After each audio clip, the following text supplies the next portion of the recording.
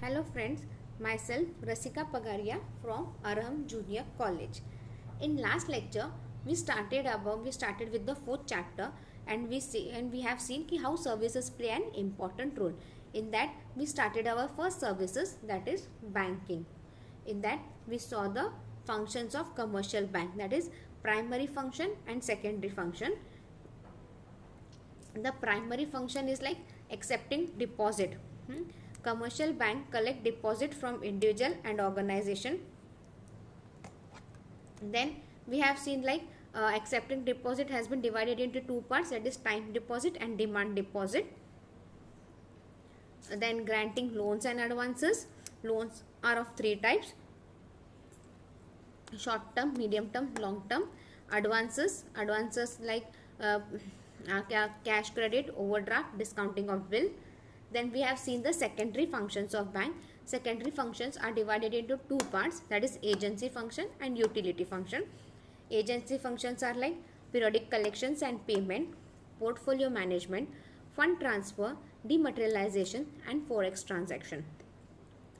Utility functions are like issue of draft and check, locker facility, project report, gifts, check, underwriting services, gold related services. Now today we are going to study about the e-banking services. E-banking यानी electronic banking services. E-banking stands for electronic banking, that is e-banking is the result of development in the field of electronic and computer. Under e-banking the bank operations are computerized. अभी इसमें जो भी होता है सारा computerised होता है. You don't have to go to the bank. First is automated teller machine, that is ATM. You all must be aware of this ATM facility. Do I have to say much more about it? I don't think so. You all are aware about the ATM facility. ATM यानी क्या?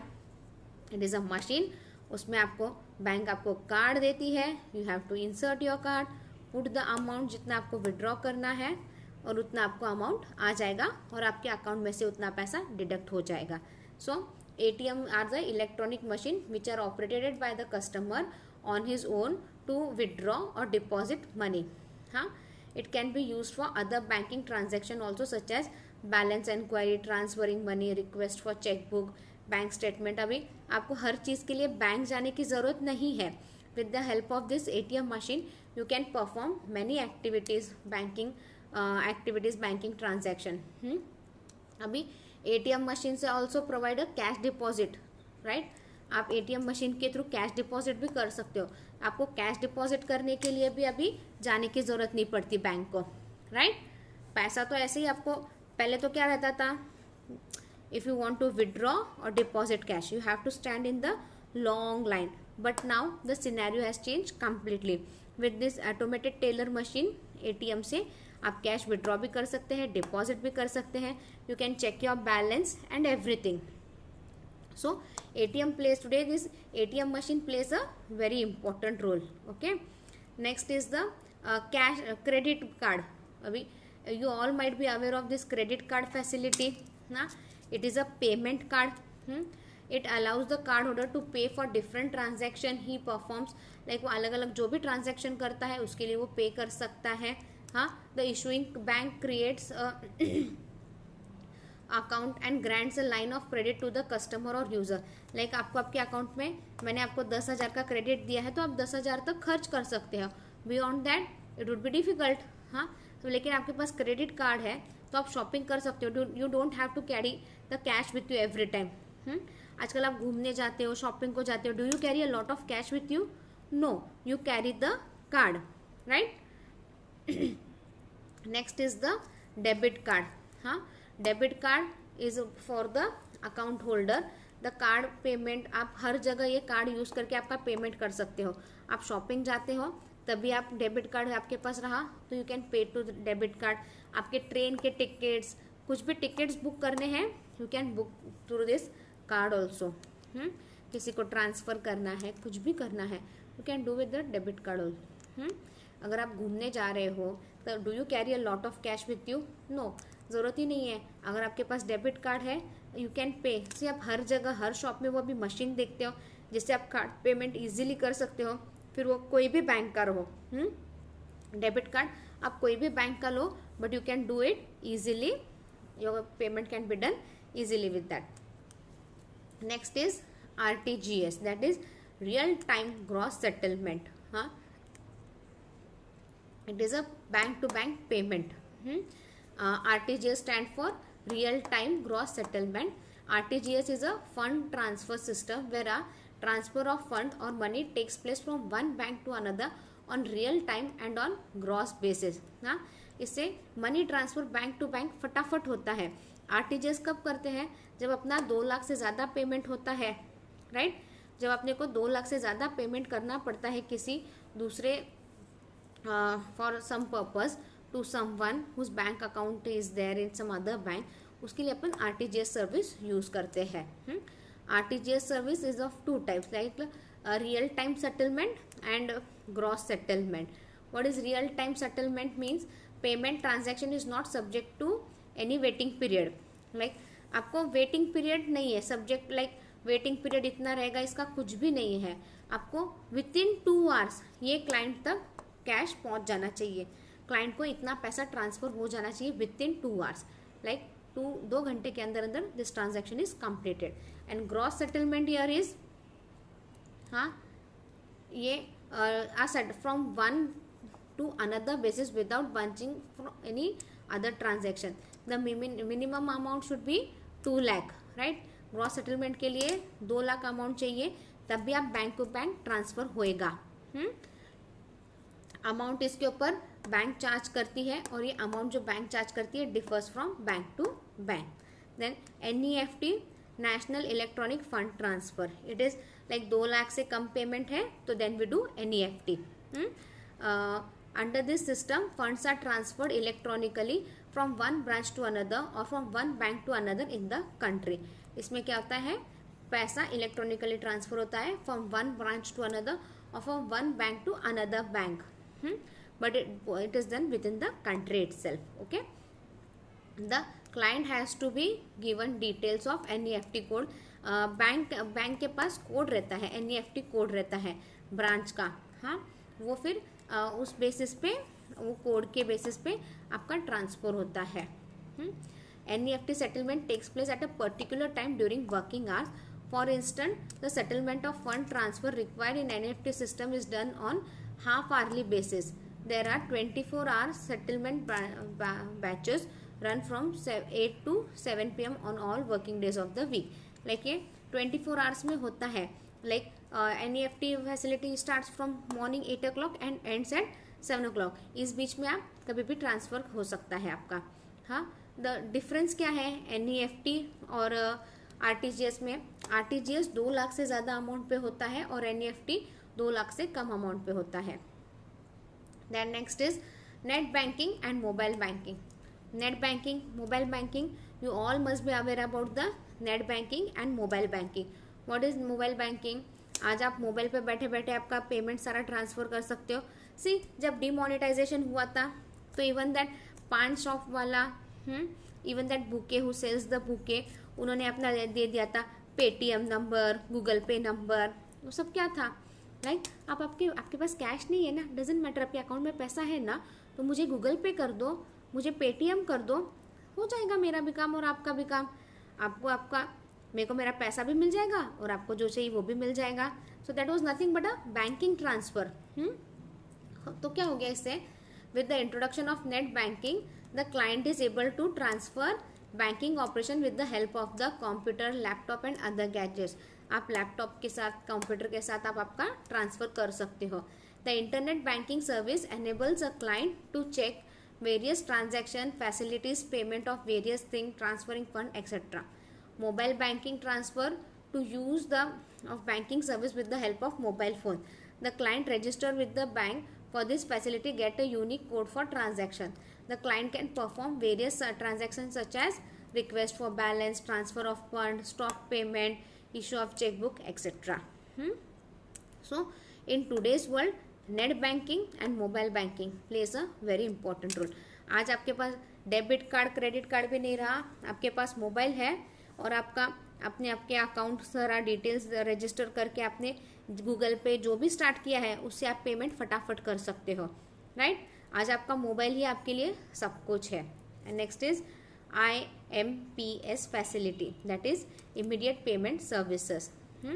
This facility allows the customer to transfer the fund immediately. हाँ, इसमें instant transaction होता है, everything is done quickly as soon as possible.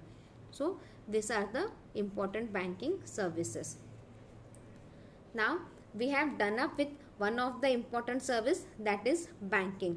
Now today we'll be moving towards the insurance service. What is insurance?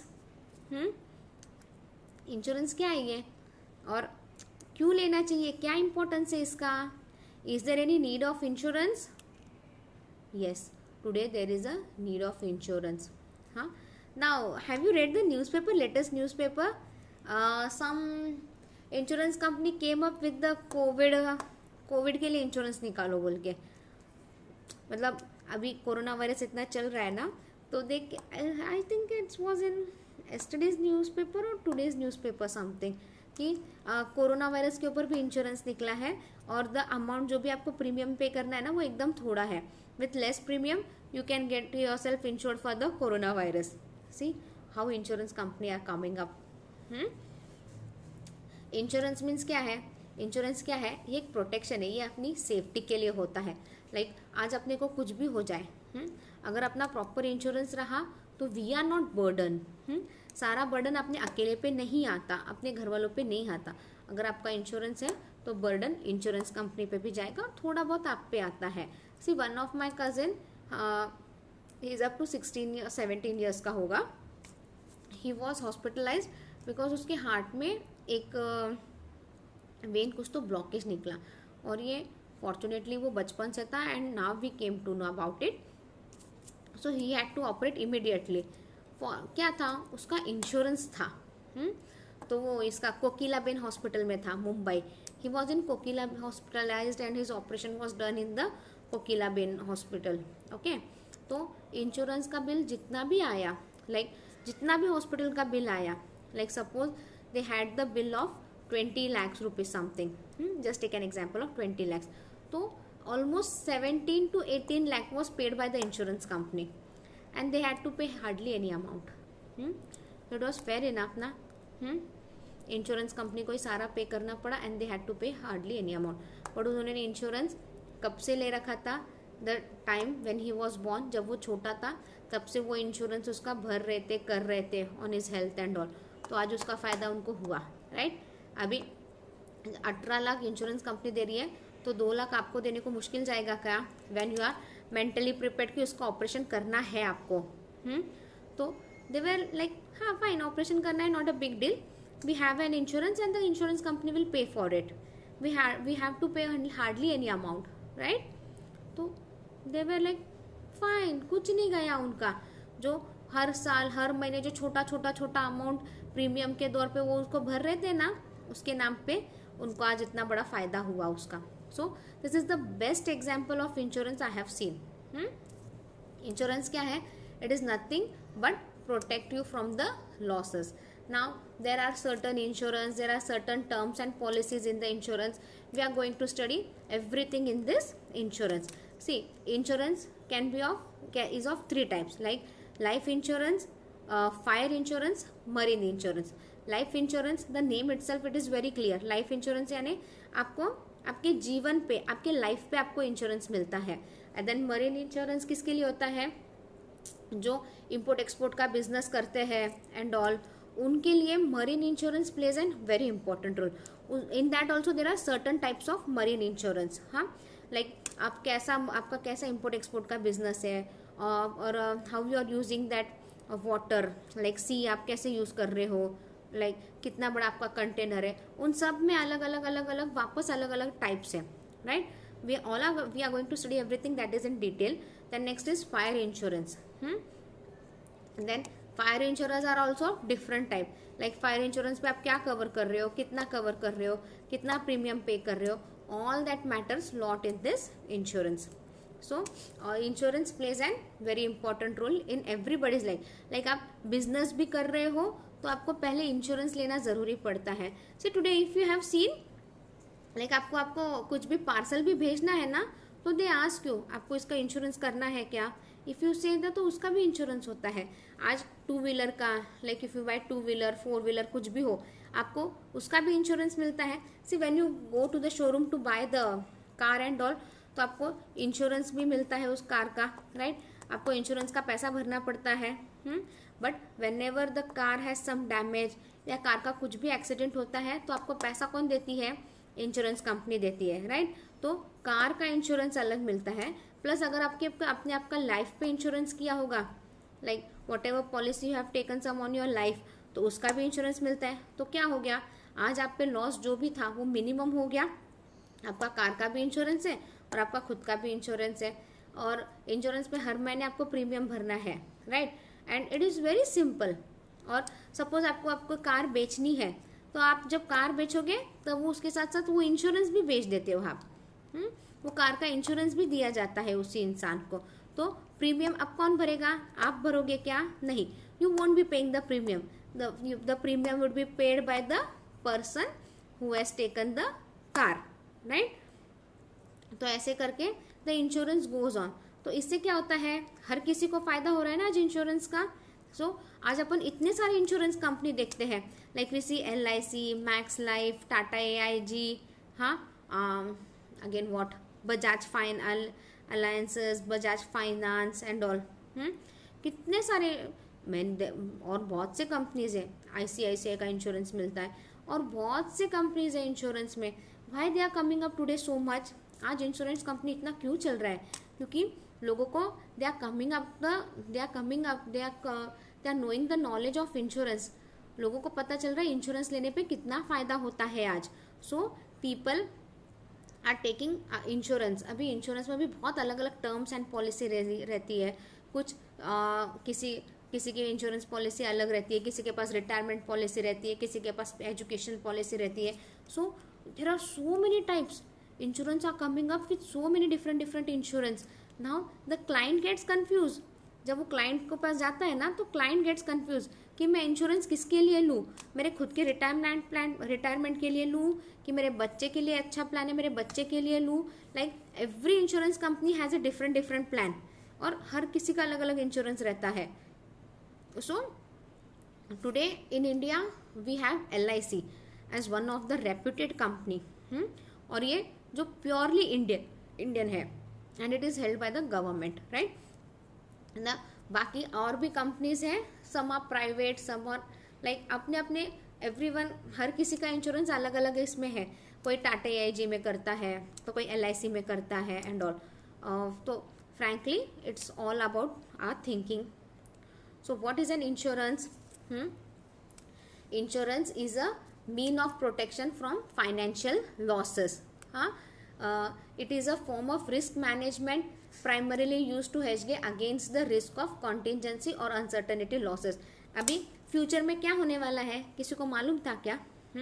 अब किसी को मालूम था क्या, अभी ये कोविड बीमारी आने वाली है. इट इज़ अ वायरस और जो भी है, it is going to spread so widely and it is going to affect each and every one. Is any one was aware of it, no. अगर कोई अवेयर रहता तो कोई इसका भी इंश्योरेंस ले लेता, राइट. लोग इसका भी अलग से बीमारी का इंश्योरेंस रहते हैं. डू यू नो कैंसर की बीमारी के लिए अलग से इंश्योरेंस रहता है कि लाइक अगर मुझे कैंसर हो गया तो लाइक इंश्योरेंस कंपनी विल पे. ऐसे कैंसर का भी अलग से इंश्योरेंस होता है बीमारियों का. So there are many terms. तो अनसर्टनिटी जो लॉसेस आते हैं उसको, उस लॉसेस से बचने के लिए we have an insurance. Insurance is a contract between the insurer and the insured, wherever by the insurer agrees to compensate the insured against the losses. Insurance क्या है ये कॉन्ट्रैक्ट है बिटवीन इंश्योरर एंड इंश्योरर. क्योंकि जब भी कुछ भी loss होगा तो insurance company will pay for you, but on certain terms and condition. जिसके ऊपर आपने इंश्योरेंस लिया है उसी पे करेंगे. मतलब आपको कुछ भी लॉस हुआ और आपने उस पर इंश्योरेंस नहीं लिया और आप क्लेम करोगे इंश्योरेंस दो, तो sorry, this won't happen. The insured has to pay a certain fix sum of money on timely basis to the insurer. अच्छा, आपको आपने इंश्योरेंस ले लिया तो हो गया क्या, आपको उस पर सर्टन अमाउंट भी तो देनी पड़ती है, तभी तो वो आपको, जब आपका लॉस होगा, जब वो टर्म्स एंड कंडीशन में होगा, तभी तो वो आपको पे कर पाएगा। See there are some basic terms in insurance which will clear you, who is an insured, who is an insurer, ये सारे आपको टर्म्स क्लियर होंगे। Some basic terms in insurance are as follows. Insured, insured यानी the person who is protected against certain losses. Insured is also known as insured in core of life insurance contract. He is the policy holder. Like suppose me and LIC. LIC क्या होगी? Insurer होगी और मैं insured होगी। मैं क्यों insured होगी? क्योंकि मुझे LIC कंपनी इंश्योरेंस दे रही है ना। लाइक मैं कोई भी पॉलिसी ले लूँ LIC तो मैं क्या हो जाऊंगी? मैं इंश्योर्ड हो जाऊंगी। और मुझे इंश्योर्ड कौन कर रहा है? LIC। तो here insured is a person who is protected against certain losses. So I am the person, और मैं अपने आप को बचा रही हूँ certain losses से। Now next is the insurer. Insurer कौन हो सकता है? जो मुझे इंश्योर कर रहा है मेरे लॉसेस से। We have taken the example of LIC here. Now it is the firm और person who agrees to compensate. अभी LIC कंपनी डायरेक्ट आके मेरे को ये करेगी क्या? इंश्योर करेगी क्या? नहीं, उनके एजेंट्स रहते हैं। You have to give the exam of LIC like every 3 month या कुछ, तो वो LIC की एग्जाम होती है। You get a book of that in the market. Once book आती है, थोड़ा सा पढ़ लो, basic they are simple basic question, और then if you pass you become an agent of LIC। Now एक फिर वो पर्सन जो एजेंट बन जाता है, ही वर्क्स फॉर LIC। हाँ, LIC एक कंपनी हर जगह जा सकती है क्या? नहीं, इसको रिप्रेजेंटेटिव रहेगा ना कोई, तो उसको अपन एजेंट बोलते हैं। We call it as an LIC agent. That agent is a person. हाँ, वो क्या करता है? अपने को इंश्योरेंस देता है against loss for the consideration. हाँ, insurer is also known as insurer in case of life insurance contract because he is bound to get the sum assured to the on the maturity of the policy, or the nominee will get the sum assured on the death of the policy holder. अभी insurer को क्या मिलता है? वो LIC का agent मिल गया, वो policy बना के वो पॉलिसी सारी बेचता है इंश्योर्ड को। जब वो ले लेता है, वो इंश्योर्ड भी becomes the part of LIC। Insurer को क्या मिलता है? जब वो प्रीमियम पे करते हैं ना, इंश्योर्ड जब प्रीमियम पे करता है ना, तो उसको उसका कमीशन मिलता है। Insurer gets the commission. Commission मिलता है तभी तो वो काम करता है, वरना सिर्फ कोई एजेंट बन के बैठ जाएगा क्या? कुछ नहीं मिलेगा तो नहीं, उसको उस पर कमीशन मिलता है। So insured and insurer both terms are clear I think. I am a insured और insurer, we have taken the LIC company. Now premium. Premium क्या है? The consideration for which the insurer agrees to insure the insured. It is paid by the insured to the insurer. अभी मैंने policy ले ली तो मेरा काम हो गया क्या? LIC अभी मुझे कुछ भी लॉस हो दे देगी क्या? नहीं, मेरे को उस पर प्रीमियम पे करना पड़ता है।